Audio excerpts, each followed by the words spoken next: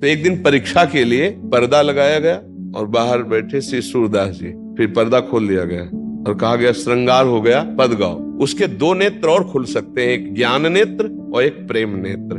ज्ञान नेत्र खुल गए तो बिना पढ़े सारे वेद कंठस्थ अपने आप जागृत हो जाते हैं। जब इनको देखा तो लगा इनको कैसे पता चले कि मैंने इनको देखा। तो भगवान की कृपा से आप एकांतिक में आ गए तो हम आपको बताए हमने आपको देखा। धनराज मीना जी, राधे राधे राधे। गुरुदेव भगवान आपके चरणों में कोटि कोटि प्रणाम। राधा वल्लभ शेरवंश। गुरुदेव भगवान, मैं आपका एकांतिक वार्तालाप सुनता हूं, मैं देख नहीं सकता। मैं अपनी पढ़ाई के साथ साथ भगवत मार्ग में आगे बढ़ना चाहता हूं।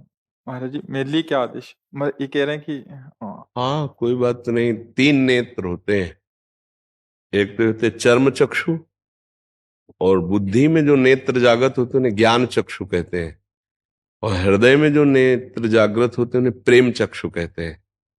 इन चक्षुओं का केवल दर्शन माया जनित होता है, ये जो आप देख रहे हो। लेकिन दिव्यता का दर्शन या तो ज्ञान नेत्रों से होता है या प्रेम नेत्रों से होता है, और वो सबके हृदय में। जैसे श्री सूरदास जी के बाहरी नेत्र नहीं थे, पर उन्होंने प्रेम नेत्र जागृत किए तो सच्चिदानंद भगवान का साक्षात दर्शन और उनकी दिव्य लीलाएं। ऐसे दिव्य भाव थे कि श्रीनाथ जी को जो श्रृंगार पहनाया जाता वही वो पद गाते। तो कई बार सबको भ्रम हुआ कि बाबा के नेत्र वास्तविक नहीं है, क्योंकि जैसा पाग जैसे वैसे ही वो वर्णन करते। तो एक दिन परीक्षा के लिए पर्दा लगाया गया और बाहर बैठे श्री सूरदास जी। फिर पर्दा खोल लिया गया और कहा गया श्रृंगार हो गया, पद गाओ। तो उस समय कोई श्रृंगार नहीं किया गया था, कोई तिलक नहीं, कोई पोशाक नहीं। तो बोले आज हरि देखे नंगम नंगा। सबके होश उड़ गए कि आज हरि को तो कोई पोशाक नहीं धारण करवाई गई। तब पूछा कि बाबा वास्तविक आपके नेत्र है? तब उन्होंने लिखा देख लो दोनों नहीं है। तो हम ये कहना चाहते हैं कि जिसके बाहरी नेत्र नहीं है संसार के, तो ऐसा ना समझे, उसके दो नेत्र और खुल सकते हैं, एक ज्ञान नेत्र और एक प्रेम नेत्र। ज्ञान नेत्र खुल गए तो बिना पढ़े सारे वेद कंठस्थ अपने आप जागृत हो जाते हैं, वेदों का रहस्य प्रकाशित हो जाता है। नाम जब से जो राम राम नहीं बोल पाते थे, उन्होंने बड़ी सुंदर ग्रंथ रचना कर दी। मरा मरा मरा मरा जबकि अगर तुम नाम जप करो राधा राधा राधा, और कोई भी गंदी बात मन में चले उसको काटो भगवान के नाम से, फिर आप देखो आपके अंदर दिव्य ज्ञान का प्रकाश होने लगेगा, अध्यात्म शक्ति बढ़ने लगेगी। बिल्कुल निराश ना हो कि मेरे बाहरी नेत्र नहीं है तो मैं कुछ नहीं कर सकता, ऐसा नहीं है। दो नेत्र और हैं जिनको आप जागृत करो। ये नेत्र तो बहुत स्त्री पुरुष जड़ चैतन्य बुरा भला यही देखते हैं, और क्या देखते हैं। अच्छा हुआ कि भगवान के मार्ग की तरफ आपका झुकाव हो गया, नहीं तो मन में रहता कि मेरा जीवन तो सबसे गिरा हुआ जीवन है।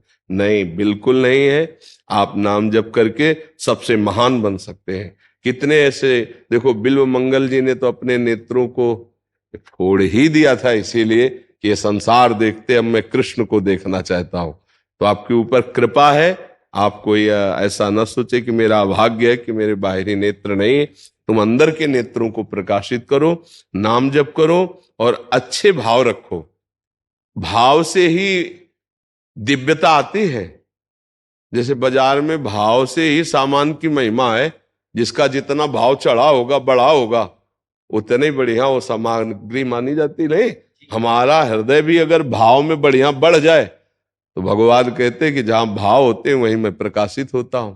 भाव का भूखा हूं मैं, भाव ही एक सार है। भाव से मुझको भजे तो भाव से बेड़ा पार है। भाव बिन सुनी पुकारे मैं कभी सुनता नहीं, भाव प्रेरित टेर ही करती मुझे लाचार है। इसको भाव प्रकट करने के लिए अंदर चाहिए। अंदर नाम जप करो, अच्छे भाव रखो, तो लौकिक और पारलौकिक दोनों उन्नति होती है। भगवान के नाम जप से इह परलोक सकल सुख पावत, मेरी सुभैया कृष्ण गुण संचु। इस लोक और परलोक में सब जगह सुख की प्राप्ति होती है। और आपने भले हमें देखा ना हो, लेकिन आपको हम देखा है। आप खड़े थे ना मार्ग में, हाँ, अगर भीड़ ना होती तो मैं आपके पास आके राधे राधे बोलता कि आप ये मत सोचना कि आपने देखा नहीं, हम आपको देखा और आपसे राधे राधे किया। आप खड़े थे, रमण रेती में खड़े थे। हम हर व्यक्ति को एक दृष्टि देते हैं कि तुम रात्रि में आके खड़े हुए हो।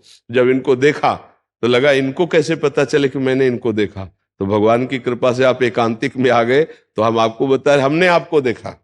आपने हमें देखा कि नहीं देखा? ओ हमने आपको देखा तो बस आप समझ लो फिर देखा। अब तो आप अपने सौभाग्य को सराहिए। वृंदावन में आए, आप ऐसे भाव से आए।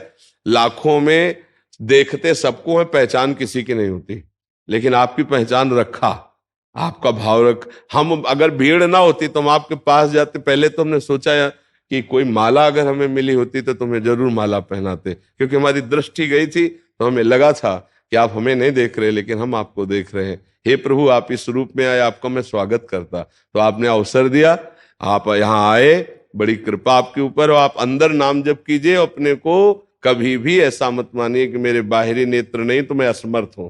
नहीं, जो सर्वलोक महेश्वर है वो नाम जापक के साथ रहता है।